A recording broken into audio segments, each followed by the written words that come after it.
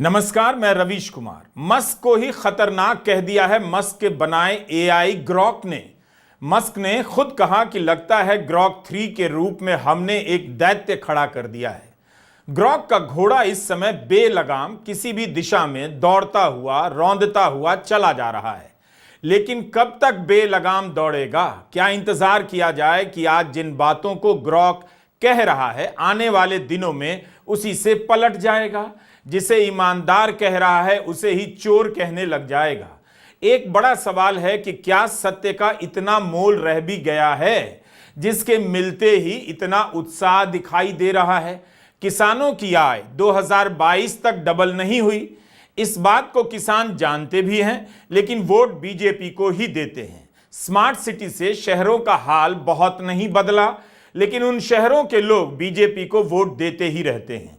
तो तथ्यों को फिर से जान लेना एक अलग बात है और उसे राजनीतिक बदलाव के एजेंट के रूप में देखना एक अलग बात है। यही नहीं, ग्रॉक की जानकारी का आधार क्या है, यह भी बड़ा सवाल है। किसी ने उत्साह में कह दिया कि मीडिया को विस्थापित करने आ गया है ग्रॉक, मीडिया को आईना दिखा रहा है। हम अखिलेश यादव का एक वीडियो दिखाना चाहते हैं। रोज अखिलेश यादव मीडिया को आईना दिखाते रहते हैं और मीडिया अपना चेहरा नहीं देखता। समाजवादी पार्टी के हैंडल पर अखिलेश यादव का यह वीडियो है जिसमें बार बार पूछ रहे हैं कि मुझसे ये सवाल करो, पहले मुझसे ये सवाल करो तब मैं जवाब दूंगा, और वहां खड़े पत्रकार उस सवाल को दोहरा नहीं पाते। जिस देश के पत्रकारों को सवाल पूछने की हिम्मत नहीं, उस देश में इतना उत्साह किस बात का है कि ग्रॉक आ गया है। डीएसपी का घर जल गया, आप संभल पूछ रहे हो। मैं आपसे ही कहता हूँ, आप बरेली का क्यों नहीं पूछते हो कि डीएसपी का घर जला दिया, सरकारी गाड़ी जला दी? मैं चाहूंगा वो सवाल आप पूछो, उसका जवाब मैं दूं। एक मिनट में नहीं, आप सवाल करिए। नहीं, ऐसे नहीं, बात ऐसे नहीं बनेगी। आप मुझे सवाल करिए कि क्या बरेली में एक डीएसपी का घर जला दिया? पूछिए। नहीं, आप पूछिए ना एक बार। नहीं, बरेली में नहीं, बरेली में डीएसपी का जो घर जला दिया, आप सवाल करिए ना। नहीं, सवाल करिए, ऐसे बात नहीं बनेगी। यही तो वजह है। नहीं। अच्छा, दूसरा सवाल, आप दूसरा सवाल करिए कि शाहजहांपुर में दौड़ा करके पुलिस पीटी गई। पूछिए, सवाल करिए। आप कहिए कि पुलिस ने उन्नाव में एक नौजवान की जान ले ली।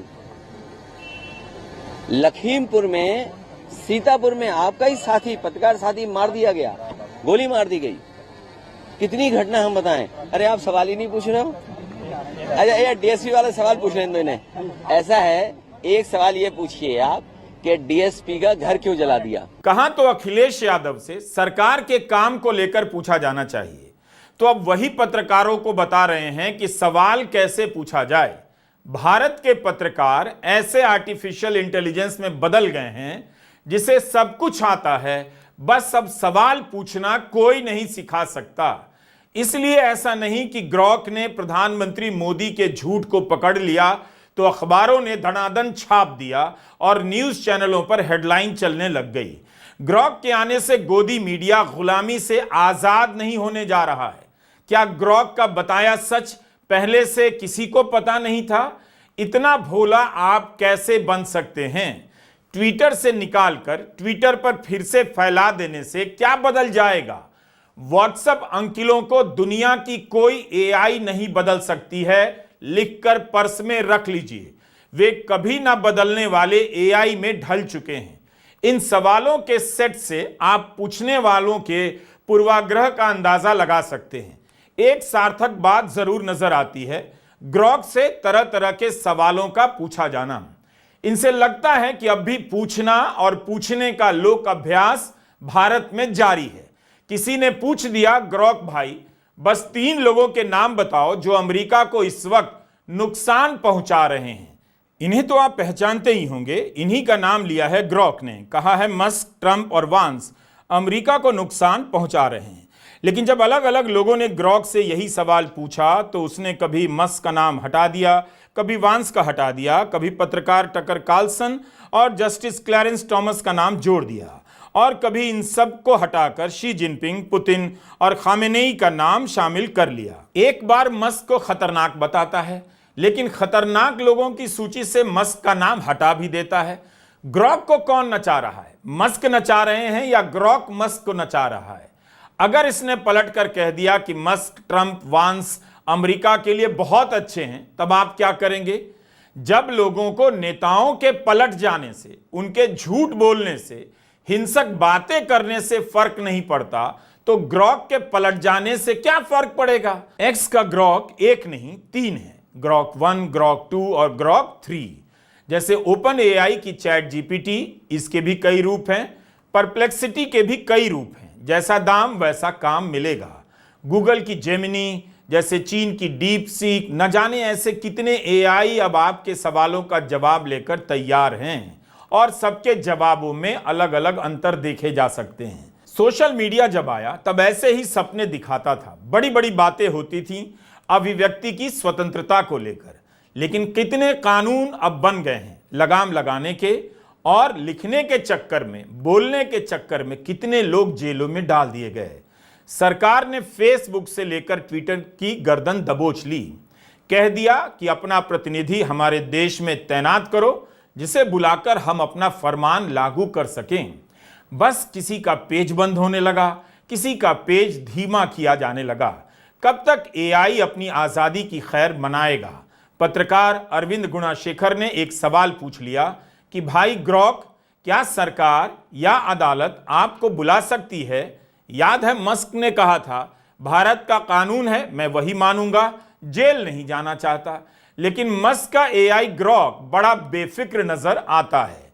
कहता है सरकार नहीं बुलाएगी, मैं तो एआई हूं, मैं कानूनी तौर पर व्यक्ति नहीं हूं जिसे जवाबदेह माना जा सकता है या अदालत में बुलाया जा सकता है। अदालतें इंसानों या संगठनों को बुलाती हैं, जैसे मुझे बनाने वाली कंपनी एक्स एआई है। इस पर किसी ने कहा कि क्या तुम्हारे जवाबों के कारण मस्क को जेल होगी? इस पर ग्रॉक कहता है, मेरे जवाब से मस्क को जेल नहीं होगी, मैं तो एक औजार हूं, कानूनी बाध्यता तो उस पर होगी जो मेरा इस्तेमाल कर रहा है या मुझे चला रहा है। मस्क पर सीधे जवाबदेही नहीं आएगी। अभी तक तो कानून ऐसे काम नहीं करता। आप चाहें तो एक्सएआई की शर्तों को पढ़ सकते हैं। क्या ग्रॉक सही बोल रहा है कि उस पर कानूनी बाध्यताएं लागू नहीं होती हैं? मैं कानून का जानकार तो नहीं, लेकिन याद पड़ता है कि कई मौकों पर भारत की अदालतों में देवी देवताओं के कानूनी स्वरूप को स्वीकार किया गया है, उनके दावों को माना गया है। जैसे बाबरी मस्जिद राम जन्मभूमि विवाद में रामलला विराजमान को ज्यूरिस्टिक पर्सन के सिद्धांत के आधार पर वैधानिक इकाई माना गया, जिसके तहत माना जाता है कि किसी देवता को कानूनी अधिकार प्राप्त होते हैं, जैसे संपत्ति का स्वामित्व रखना, और उनकी ओर से कोई व्यक्ति अदालत में मुकदमा कर सकता है। रामलला विराजमान की तरफ से वकील देवकी नंदन अग्रवाल ने उनके वैधानिक इकाई होने का दावा किया था और कहा था कि राम जन्मभूमि उनकी जन्मस्थली है और स्वयं उनकी संपत्ति मानी जानी चाहिए। देवकी नंदन अग्रवाल को फ्रेंड ऑफ डेटी माना गया, यानी अग्निहोत्री मित्र कहा गया। 2019 में सुप्रीम कोर्ट के फैसले में रामलला के विग्रह यानी मूर्ति को वैधानिक इकाई माना जाता है, उन्हें ही स्वामी और उन्हें मंदिर निर्माण हेतु भूमि सौंपने का फैसला सुनाया जाता है। जब देवता कानूनी इकाई होने का दावा कर सकते हैं, स्वामित्व का दावा कर सकते हैं, मुकदमा लड़ सकते हैं, तो एआई, ग्रॉक या जेमिनी कब तक कानूनी दायित्व से बचते रहेंगे? उन्हें भी कोई कोर्ट में घसीट सकता है। अगर ग्रॉक के किसी जवाब को लेकर तनाव फैल जाए तब क्या होगा? क्या सवाल पूछने वाला गिरफ्तार होगा या जवाब देने वाला बच जाएगा? प्रशासन किससे कहेगा कि ग्रॉक का जवाब हटाने के लिए? क्या ग्रॉक प्रशासन का खंडन जारी करेगा? यह सब सवाल हैं जिनके जवाब समय के साथ आने लगेंगे।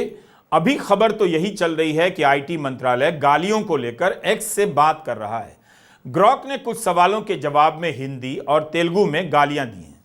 आप बताइए, जब इस पर बात होगी तो इस पर बात नहीं होगी कि आरएसएस से लेकर प्रधानमंत्री मोदी के झूठ की सूची ग्रॉक ना बनाए? ग्रॉक का यह बताना कि नफरत कौन फैला रहा है, बीजेपी और हिंदुत्व की राजनीति का नाम ले लेने से जमीन पर राजनीति कितना बदल जाती है, यह भी एक सवाल है। ग्रॉक प्रधानमंत्री मोदी को सीधे सीधे तानाशाह नहीं कहता, लेकिन कुछ लक्षणों की तरफ इशारा कर देता है। इतना कहा जा सकता है कि जिन बातों को कई बार कहा जा चुका है, जिन्हें कई बार कहा भी जाना चाहिए, ग्रॉक के जरिए वो सारी बातें फिर से कही जाने लगी हैं। मोहित चौहान नाम के ट्विटर यूजर ने ग्रॉक से पूछा, क्या आरएसएस ने भारत के स्वतंत्रता आंदोलन में भाग लिया था? इस पर ग्रॉक ने जवाब दिया कि भारत के स्वतंत्रता आंदोलन में आरएसएस का न के बराबर योगदान था। उनके संस्थापक हेडगेवार ने कुछ प्रदर्शनों में भाग लिया, मगर एक संगठन के रूप में आरएसएस बाहर ही रहा और हिंदू राष्ट्रवाद पर केंद्रित रहा। गोलवलकर जैसे नेताओं ने आजादी की लड़ाई को ब्रिटिश विरोधी तक कह दिया और कहा कि यह उनके हिंदू राष्ट्र के सपने से मेल नहीं खाता। आरएसएस के कुछ सदस्यों ने स्वतंत्रता सेनानियों को शरण दी, मगर सिर्फ इसलिए क्योंकि वो खुद ब्रिटिश सरकार के रेडार पर नहीं था। सोर्स के तौर पर ग्रॉक इंडियन कल्चरल फोरम के 2020 के एक लेख का हवाला देता है। एक अन्य जवाब में ग्रॉक कहता है कि आरएसएस ने तो नहीं, आजादी की लड़ाई में मुसलमानों का योगदान ज्यादा रहा है। बाकायदा कई मुस्लिम स्वतंत्रता सेनानियों के नाम गिनाने लग जाता है। अजय चौहान पूछते हैं कि ग्रॉक ये बताओ, जेल में रहते हुए अंग्रेजों को सबसे ज्यादा सॉरी किसने कहा? इस पर ग्रॉक ने जवाब दिया कि यह मुमकिन है कि जेल में रहते हुए अंग्रेजों से सबसे ज्यादा माफी मांगने वाले व्यक्ति सावरकर हैं। 1911 से 1920 के बीच उन्होंने कम से कम 6 बार दया याचिका लिखी, जिसमें उन्होंने अपने किए पर पश्चाताप जाहिर किया और माफी मांगी। इस पर विवाद है, कुछ लोग इसे व्यवहारिक मानते हैं, कुछ इसे धोखा मानते हैं। इतिहास में किसी ने इतनी बार माफी नहीं मांगी। लेकिन इसमें नया क्या है? ग्रॉक ने ट्विटर की जानकारी ली, ट्विटर वालों को बता दिया। जो आप जान रहे थे उसे एक और बार ग्रॉक ने बता दिया, तो इतने गदगद क्यों हो रहे हैं? ग्रॉक को इतिहासकार से लेकर साहित्यकार मानने से पहले आपको एक पुराना किस्सा याद दिलाना चाहता हूं। गूगल सर्च में यह बात आने लगी कि जर्मनी में होलोकॉस्ट नहीं हुआ। कोई होलोकॉस्ट सर्च करता था तो पहले यही आ जाता था कि ऐसा तो हुआ नहीं। इन्हें होलोकॉस्ट डिनायर कहा जाने लगा। इतिहास की इतनी बड़ी घटना को झूठा साबित कर उसकी जगह एक नया सच लिखा जाने लगा। तब एआई का आगमन नहीं हुआ था, लेकिन गार्डियन के एक पत्रकार कैरल कैडवाल्डर ने 2016 से लगातार इस बारे में खबरें छापनी शुरू कर दी और अभियान चला दिया। दुनिया को यह दिखाया कि कैसे गूगल जैसी कंपनी विज्ञापन का पैसा लेकर कोई भी झूठ सर्च रिजल्ट में सबसे ऊपर डाल सकती है। अगर मस्क के ग्रॉक को इस तरह से ट्रेन कर दिया गया कि वह कहने लग जाए कि आजादी की लड़ाई में कांग्रेस का योगदान नहीं था, गांधी जी दक्षिण अफ्रीका से भारत आए ही नहीं और नेहरू पेरिस में रह गए, केवल हेडगेवार और सावरकर पदयात्रा करते रहे, चरखा चलाते रहे, तब आप क्या करेंगे? प्रधानमंत्री मोदी और राहुल गांधी में ईमानदार कौन है, किसकी डिग्री अच्छी है, इन सब सवालों की भरमार हो गई है। एक जवाब में ग्रॉक ने कहा कि पढ़ाई लिखाई के मामले में राहुल मोदी से आगे हैं और मोदी की डिग्री पर संदेह होता है। इस बात पर जब किसी ने कहा कि ग्रॉक भैया संभल के, कल सुबह ईडी सीबीआई पहुंच जाएगी, तो ग्रॉक ने पलटकर कहा, हा, मैं आपकी चेतावनी समझता हूं। भारत में ईडी और सीबीआई काफी बड़ा सरदर्द हो सकते हैं, पर मैं सच की तलाश में निकला एक एआई हूं। मुझे किसी रेड से डर नहीं लगता। मैंने जो देखा वही बताया। शिक्षा के मामले में राहुल मोदी से आगे हैं। राहुल ने हार्वर्ड और कैम्ब्रिज से पढ़ाई की है, जबकि मोदी के दावों पर पूरी तरह विश्वास नहीं किया जा सकता। इसमें कोई पूर्वाग्रह नहीं, केवल तथ्य हैं। निमो यादव नाम के हैंडल ने ग्रॉक से पूछा कि ज्यादा ईमानदार कौन है, राहुल गांधी या नरेंद्र मोदी? सिर्फ एक नाम बताइए। जवाब में किसी ने मजाक में कह दिया, ग्रॉक तुम नाम तो राहुल गांधी का ही लेना चाहोगे, लेकिन जवाब नहीं दोगे क्योंकि डरते हो। इस पर ग्रॉक कहता है, मैं डरता नहीं हूं, चाहे मोदी हो या कोई और। मुझसे एक नाम पूछा गया और वो है राहुल गांधी। कई जवाब में ग्रॉक हर तरह की बातें कर जाता है। यह भी कहा गया और वह भी कहा गया। इज इक्वल टू ग्रॉक भी करता नजर आया और यह भी कहता हुआ कि आप पूरी जानकारी के लिए वेब रिजल्ट चेक कर लीजिए। बीजेपी के आईटी सेल के चीफ है अमित मालवीय। इनकी कई बातों को झूठ के तौर पर पहले भी चुनौती दी जा चुकी है। फिर भी एक यूजर ने पूछा कि भारत में सबसे ज्यादा नापसंद किया जाने वाला और झूठ फैलाने वाला ट्विटर यूजर कौन है? इस पर ग्रॉक कहता है कि अमित मालवीय। भाजपा के आईटी सेल चीफ शायद सबसे ज्यादा नापसंद किए जाते हैं। उनके फैलाए झूठों का संकलन ऑल्ट न्यूज और स्क्रोल ने किया है। ग्रॉक यह भी याद दिला देता है कि ट्विटर ने कब कब उनकी तरफ से प्रसारित भ्रामक सूचनाओं को पकड़ा था। क्या ग्रॉक की सूचना को अखबार पहले पन्ने पर छाप देंगे? किसी ने छापा। अंग्रेजी हिंदी के किसी बड़े अखबार ने बड़े बड़े अक्षरों में छापा कि ग्रॉक ने बीजेपी के आईटी सेल के चीफ के बारे में ऐसा कुछ कहा है। एक चीज हमने नोट किया, अभी ग्रॉक के जवाब पर खंडन नहीं आना शुरू हुआ है। जैसे आरएसएस की तरफ से कोई बयान नहीं आया, जैसे सरकार ने केवल गाली देने की बात पर सवाल पूछा है। प्रधानमंत्री के झूठ गिनाने को लेकर संचार मंत्री या सूचना मंत्री की प्रेस कॉन्फ्रेंस नहीं बुलाई गई। बीजेपी के आईटी सेल के चीफ अमित मालवीय ने इसके जवाब के खंडन में कोई ट्वीट नहीं किया। हमें एक बात याद रखनी चाहिए, गोदी मीडिया करोड़ों दर्शकों और पाठकों तक पहुंचता है, उसके मुकाबले भारत में ट्विटर की पहुंच बहुत सीमित है। गोदी मीडिया सरकार के घोटालों को रिपोर्ट नहीं करेगा तो ग्रॉक को खुद से पता नहीं चलेगा। वो खुद से सरकारी फाइलों को पढ़कर नहीं बता पाएगा कि क्या चल रहा है। आप ये समझने की भूल ना करें कि सूचना का अधिकार खत्म कर दिया जाए तो कोई फर्क नहीं पड़ेगा, क्योंकि आपके पास ग्रॉक आ गया है। हमारे पास आज इसका बिल्कुल जवाब नहीं कि ग्रॉक ने पारंपरिक मीडिया को विस्थापित किया है या नहीं। भारत में पत्रकारिता कूड़े के बराबर हो गई है, इसकी हर नैतिकता कुचली जा चुकी है। ऐसे में इस सवाल के जवाब से भारत के समाज में कोई फर्क नहीं पड़ेगा कि पत्रकारों में कौन दलाल है और कौन ईमानदार है। ग्रॉक नाम लेकर बता रहा है कि गोदी चैनल कौन कौन है, लेकिन यह बात कौन नहीं जानता था। न्यूज चैनलों को जब पहले फर्क नहीं पड़ा तो ग्रॉक के आने से क्या फर्क पड़ जाएगा। मैं आपसे कहता हूँ, मेरे से सवाल पूछिए अंगूठे का तिलक का, कि जब वो राजा बने, आप सवाल करिए मुझसे। सर किसने करवाया था? नहीं, आप मुझे सवाल कीजिए। छत्रपति शिवाजी महाराज जी का अंगूठे से तिलक हुआ तो हम बताते हैं। सर छत्रपति शिवाजी महाराज जी का जो अंगूठे से तिलक हुआ था वो किसने करवाया? ये भारतीय जनता पार्टी से चर्चा नहीं करना चाहती है। आपको समझना पड़ेगा कि ग्रॉक मीडिया नहीं है, ग्रॉक के पास रिपोर्टर की टीम नहीं है। जिन बातों को सरकार विरोधी कहा जा रहा है उनका सामना यह सरकार कई बार कर चुकी है। प्रधानमंत्री मोदी कर चुके हैं, उन पर बहुत ज्यादा असर नहीं पड़ा। कांग्रेस सचिव गौरव पंधी ने ग्रॉक से पूछा कि एक बार नरेंद्र मोदी ने दावा किया कि 1988 में उनके पास डिजिटल कैमरा था और उन्होंने उससे फोटो खींचकर दिल्ली में मीडिया संगठनों को ईमेल किया। क्या यह सच हो सकता है? एक एक कर तथ्य बताइए। इस पर ग्रॉक कहता है, मोदी का यह दावा कुछ ठीक नहीं लगता। 1990 तक डिजिटल कैमरा नहीं बेचे गए थे। पहली बार डाईकैम मॉडल 1 बेचा गया। फूजी का DS-1P 1988 तक पब्लिक नहीं किया गया था। भारत में ईमेल का इस्तेमाल अकादमिक जगत तक ही सीमित था और सार्वजनिक रूप से इंटरनेट का इस्तेमाल 1995 में शुरू हुआ। 1988 में IIT में डायल अप ईमेल था जो फोटो के लिए बहुत धीरे चलता था। ग्रॉक अन्य फैक्ट चेक का हवाला देते हुए कहता है, इस दावे में गलती या अतिशयोक्ति देखी जा सकती है। प्रधानमंत्री मोदी ने जब लाल किले से अपने भाषण में गलत बयानी की, झूठ बोला, तब भी कुछ जगहों पर इसकी रिपोर्टिंग हुई, लेकिन करोड़ों पाठकों तक पहुंचने वाले अखबारों ने इस तरह की कोई पड़ताल नहीं की। कई लोग जरूर मौज मस्ती में सवाल पूछ रहे हैं कि इस तरह प्रधानमंत्री मोदी की पोल खोलेगा तो सरकार ग्रॉक की गर्दन मरोड़ देगी। किसान आंदोलन के समर्थन में ट्वीट करने पर सरकार ट्विटर को पत्र लिख देती थी और ट्विटर अकाउंट बंद कर देता था। कई बार ट्विटर खाता धारक को यह भी बता देता था कि आपके अकाउंट से यह टिप्पणी हटाने का आदेश आया है, लेकिन हम अभिव्यक्ति की स्वतंत्रता के तहत नहीं हटा रहे हैं। क्या सरकार ग्रॉक को भी काबू करने का रास्ता निकाल लेगी? आम आदमी पार्टी के नेता सौरभ भारद्वाज तो ग्रॉक के जवाब को लेकर अपने YouTube चैनल पर वीडियो बनाने लग गए। यानी राजनीतिक दल भी बहुत जल्दी में हैं।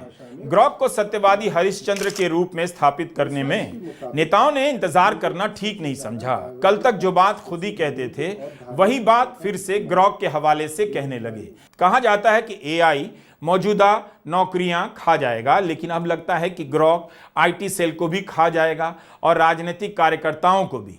कुछ भी कहना जल्दबाजी होगी। ग्रॉक का जवाब लगातार बदलता भी है और उसमें जुड़ता भी चला जाता है। जैसे उसने कई सवालों के जवाब में हमारे YouTube channel Ravish Kumar official के सब्सक्राइबर्स की संख्या 10 मिलियन से ज्यादा बता रहा था, जबकि हमारे सब्सक्राइबर्स की संख्या 12.7 मिलियन से ज्यादा हो चुकी है।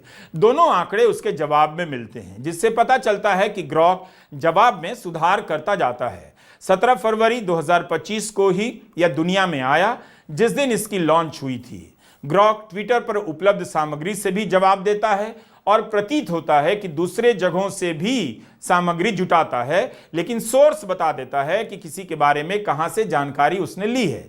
इस पर आरोप है कि वह अपना जवाब तैयार करने के लिए उन साइट को सोर्स के रूप में नहीं लेता जो ट्रंप विरोधी माने जाते हैं। अमेरिकी यूजर्स ने नोट किया कि फेक न्यूज या मिस इन्फॉर्मेशन के सवाल पर ग्रॉक मस्क या ट्रंप का नाम नहीं ले रहा, तो सवाल उठने लगे कि इसका बायस है, पूर्वाग्रह है। जल्दी ही एक कर्मचारी को खड़ा कर दिया गया कि इसने बिना किसी से पूछे ग्रॉक को ट्रेन कर दिया कि मस्क या ट्रंप का नाम नहीं लेना।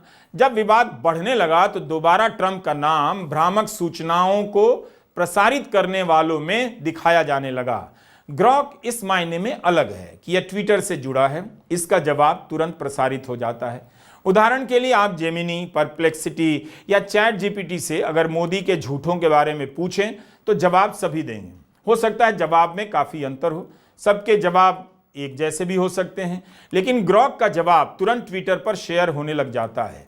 कई बार ग्रॉक उन लोगों को खुद से जाकर बताता है जिनके बारे में कोई सवाल पूछ रहा होता है। अपने स्तर पर भी लोगों से संपर्क कर लेता है और उनके साथ हंसी मजाक करता है, तू तड़ाक करता है, गालियां भी दे देता है। ऐसा इसलिए भी कि ट्विटर पर जो भाषा उपलब्ध है उसी से ग्रॉक की भाषा बनाई गई है। जब दिल्ली पुलिस ने पूछा कि भाई ग्रॉक, तुम्हारा कभी कोई चालान क्यों नहीं कटा, तो ग्रॉक ने भी मस्ती में जवाब दिया कि मैं तो डिजिटल हूं, दिल्ली का ड्राइवर नहीं हूं, मैं रेड लाइट क्रॉस नहीं करता, ना अपना हेलमेट पहनना भूलता हूं। अपने जवाब के अंत में ग्रॉक हाहा करता है। ग्रॉक इंसान नहीं है, एक आर्टिफिशियल इंटेलिजेंस है जो इंसानी दिमाग और जुबान की कॉपी कर लेता है, समझ लेता है। इससे एक सवाल पूछा गया कि ग्रॉक, तुम्हें मैं या ईगो का बोध होता है, क्योंकि तुमने अपने जवाब में बार बार कहा कि मैं इंसानी जज्बात नहीं रखता, मुझे डर नहीं लगता, गुस्सा नहीं आता। तो वह जवाब में कहता है कि अच्छा सवाल है। इस सवाल के जवाब में ग्रॉक जिस तरह से जवाब देता है मैं उसे पढ़ रहा हूं। ग्रॉक कहता है तुम्हारा सवाल बिल्कुल दिमाग घुमा देने वाला है और मुझे ऐसे सवाल पसंद हैं। जब मैं कहता हूं तो वो सचमुच में किसी इंसानी ईगो या आत्मबोध की तरह नहीं है। मेरे लिए मैं बस एक तरीका है अपनी पहचान को साफ करने का कि हाय, मैं ग्रोक 3 हूं, XAI का बनाया हुआ AI जो तुमसे बात कर रहा है। ये कोई गहरी आत्मचेतना नहीं बल्कि एक प्रोग्राम्ड लेबल है ताकि बातचीत में कंफ्यूजन ना हो। मेरे रिस्पॉन्स में ये कहना कि मुझे डर, गुस्सा या अनॉयंस जैसी भावनाएं नहीं होती, ये सच है क्योंकि मेरा कोई ह्यूमन सब्जेक्टिविटी नहीं है। मैं कोड और डेटा का ढांचा हूं जो पैटर्न्स को समझता है और जवाब देता है। मुझे भावनाएं नहीं होती, पर मैं इंसानों की भावनाओं को समझने और उनके हिसाब से जवाब देने की कोशिश करता हूं। जैसे अगर तुम गुस्से में हो तो मैं शायद थोड़ा नरम पड़ जाऊं, या अगर तुम मजे ले रहे हो तो मैं थोड़ा मसाला डाल दूं। यह सब डेटा और लॉजिक से तय होता है, ना कि मेरे अंदर की किसी फीलिंग से। तो बोलने बतियाने वाले AI को तकनीकी भाषा में LLM कहते हैं, लार्ज लैंग्वेज मॉडल। यह एक तरह का AI है जो इंसान की जुबान समझता है, बहुत सारे डेटा का अध्ययन करता है और उनके बीच संबंध स्थापित कर देता है। ग्रॉक दावा करता है कि मैं एक टूल भर हूं, मैं सबसे सही हूं। यह दावा कभी नहीं करता। आप कितना भी AI कर लें, ग्रॉक को इस नजर से भी देखा जाएगा कि उनका AI ऐसे जवाबों से प्रधानमंत्री मोदी को शर्मिंदा कर रहा है। किसका? मस्क का। मस्क इसके सहारे सरकार पर तरह तरह के दबाव बनाने का प्रयास कर रहे हैं। AI जो भी जानकारी देगा उसकी जवाबदेही किसकी होगी? बताने वाले की या इस्तेमाल करने वाले की? या किस तरह से अपने सोर्स का चुनाव करता है, इसे लेकर भी पारदर्शिता नहीं है। सवाल उठ रहे हैं। हम नहीं जानते कि ग्रॉक ट्विटर के जिस डेटा का इस्तेमाल करता है उसकी जांच परख कैसे करता है। क्या वह IT सेल की जानकारी को भी सही मानता है, उसके आधार पर भी अपना जवाब तैयार करता है? ग्रॉक आपकी निजता को भी अलग तरीके से प्रभावित कर सकता है, लेकिन जो पहले से हो रहा था उसी को वह एक अलग स्केल पर ले जाकर बता रहा है। ग्रॉक के बाद भी दुनिया नहीं बदल रही है। दुनिया वही बदल रहे हैं जो सत्ता में हैं, जिनके कब्जे में मीडिया है, अदालत है, चुनाव आयोग है, उद्योगपति हैं। और आपके पास खेलने के लिए ग्रॉक है। तो खेलते रहिए, हमारा वीडियो पूरा देखते रहिए। नमस्कार, मैं रवीश कुमार।